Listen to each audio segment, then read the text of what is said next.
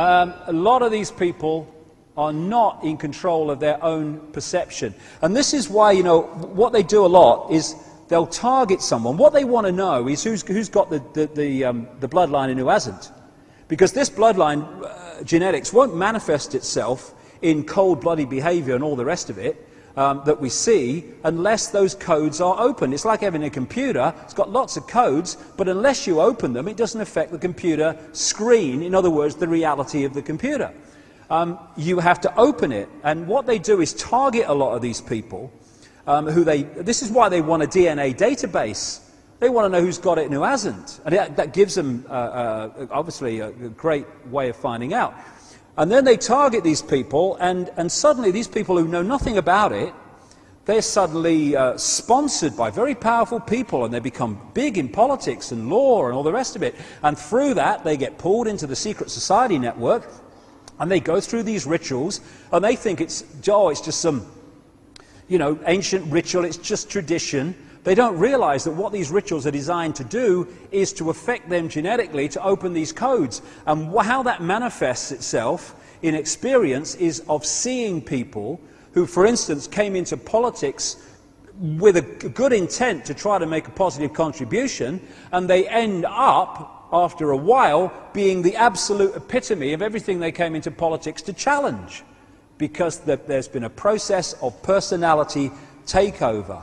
It's not always for that reason, but that's one of them. So what we're looking at, I would suggest, but you know, people make of it what they will, are fields where we decode the human one, but behind it is another one that looks anything but human. And someone sent me this picture. I don't know who it's of, but he's got very reptilian-type eyes. And a friend of mine has been working recently with someone who's been involved in a big iris scanning technological program. Not something I agree with, I have to say, iris scanning, but what he found, and he's into none of this stuff, what he found as these people looked very closely at 2,300 eyes, to their amazement, in his estimation, about 4% of the eyes they looked at were of reptilian type and appearance.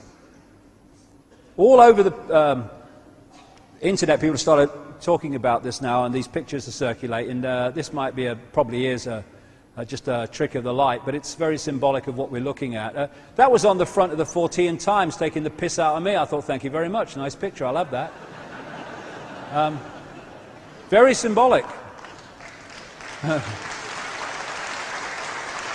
And it's all these other people and all that stuff. And another thing that you find is a number of therapists have sent me pictures. This is a common theme. Therapists working with satanically abused people, trying to get their minds back after all this abuse, and sexually abused people that have been in these mind control projects. And it's a very consistent theme that when these people who've been victims of this, they use a lot of drawing to try to draw out their memories. Again and again, what they draw are people with reptilian eyes. These are actually drawn by a satanically abused person, and these were sent to me with their permission by their therapist. Again, Roman Polanski was talking from knowledge, shall I put it, when he made that film Rosemary's Baby in the 60s with Mia Farrow. And for anyone who doesn't know about that, if you can get hold of a copy, it's worth watching. Mia Farrow is pulled in unknowingly because they want her to interbreed with one of these non-human entities to give birth to a child of the bloodline.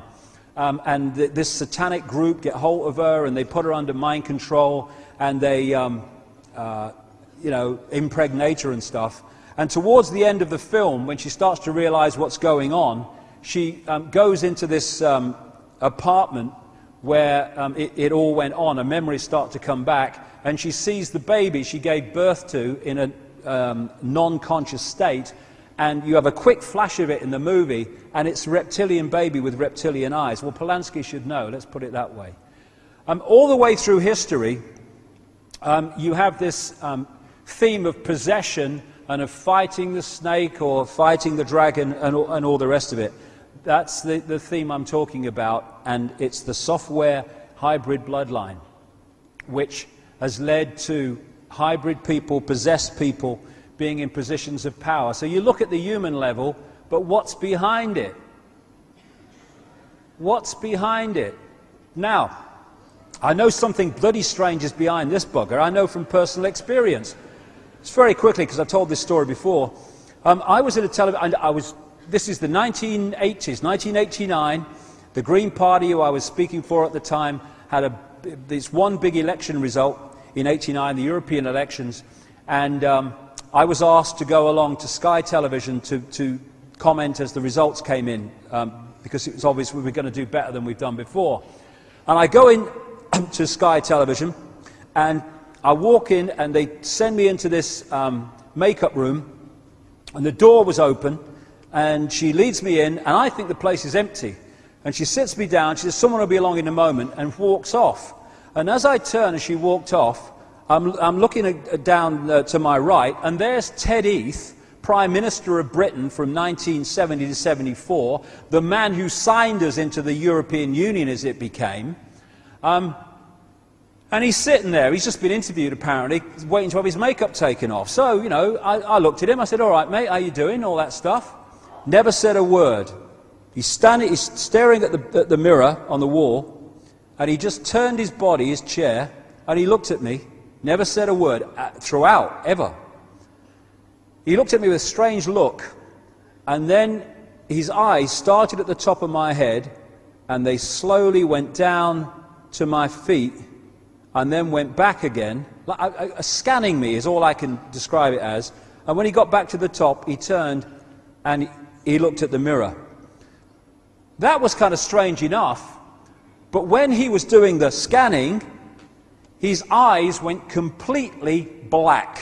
The whites, the bloody lot. I found this picture on the internet, which I think is done by some kind of contact lens or something, but it absolutely encapsulates what I saw.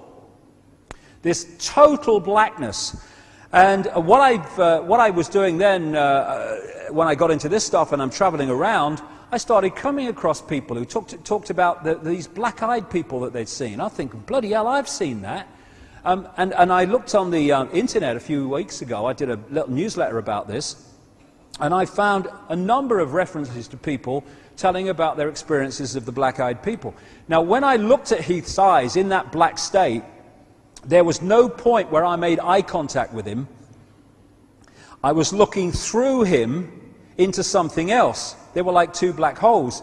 And then, of course, I've gone home to my family and said, you know, you never guess what's happened to me and Ted Heath tonight, what I've seen. But, of course, what is it? I have not got a clue. It's very strange. Then you get on with your life. But later I realized what I'd seen. I'd looked through into another dimension, to the dimension of the entity that's possessing this guy, or possessed him. And this is what is happening with so many of these fellas. Gold, he doesn't have to shift, does he? Cheney. You know, and so you're putting different people into power, but what you're putting into power is the same force. They only appear different because when you decode their 5-sense visible light level, they look different humans, but not necessarily so. And for me, a lot of these people are what I call sentient programs, or what the Matrix movie called sentient programs. Because this is a digital construct on one level, digital people can be put into this construct and appear to be just as real and normal as us, because it's just another hologram. It's just from a different source. So the woman in the red dress in the Matrix movie, which they put into a computer program, and she looked like anyone else, as if she was just a normal person in the street. I think those people exist, the more that I understand this. And some of these people could be them. The more that I look at this, there seems to be three types of people. There's the sentient programs, which are basically software programs playing out their program. And we're not talking about a PC on the desk computer software. We're talking about one that can interact and react and think for itself up to a point. Much more sophisticated.